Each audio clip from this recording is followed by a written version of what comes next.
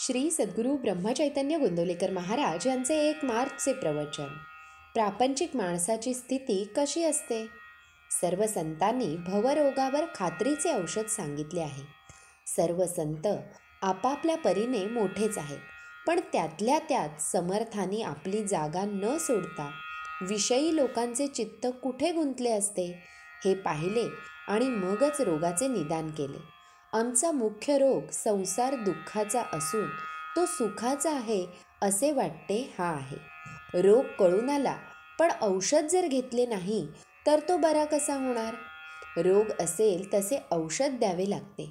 अजीर्णाने पोट दुखते ते भुकेने दुखते असे वाटून आम्ही अधिक खाऊ लागलो तर कसे चालेल? संसार ज्याला दुःखाचा वाटतो त्यालाच परमार्थ मार्गाचा उपयोग. एखादा दारू पिणारा मनुष्य दारूपायी आपले सर्वस्व घालवतो. दारूचा अंमल नसतो त्यावेळी तो शुद्धीवर येतो आणि त्याला आपल्या बायको मुलांची काळजी वाटते. आपला प्रपंच नीट व्हावा असेही त्याला वाटते, पण त्याच्या बुद्धीला त्यातून मार्ग सुचत नाही. मग तो पुन्हा इतकी दारू पितो की त्यात त्याला स्वतःचा विसर पडतो आणि अशा रीतीने त्यामध्येच तो स्वतःचा नाश करून घेतो. अगदी याचप्रमाणे प्रापंचिक माणसाची स्थिती होते. पहिल्याने प्रपंच बरा वाटतो, मनुष्य त्यात रमतो. पुढे काही दिवसानंतर तो थकतो, त्याची उमेद कमी होते आणि म्हणून आता आपल्या हातून परमार्थ कसा होणार असे त्याला वाटते.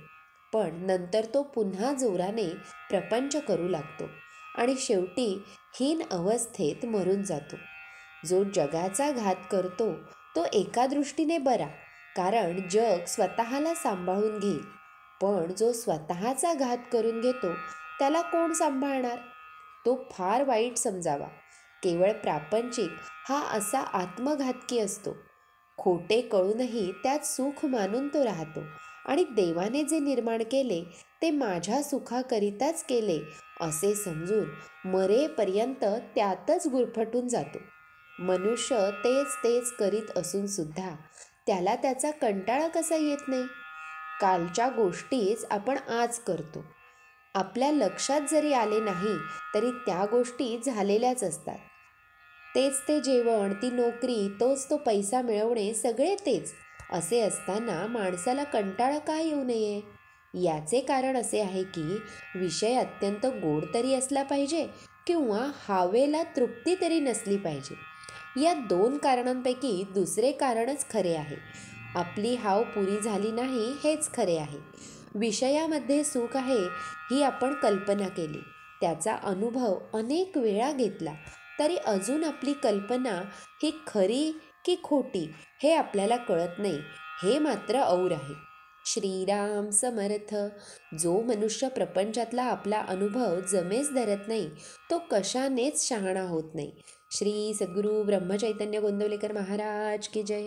जय जय रघुवीर समर्थ.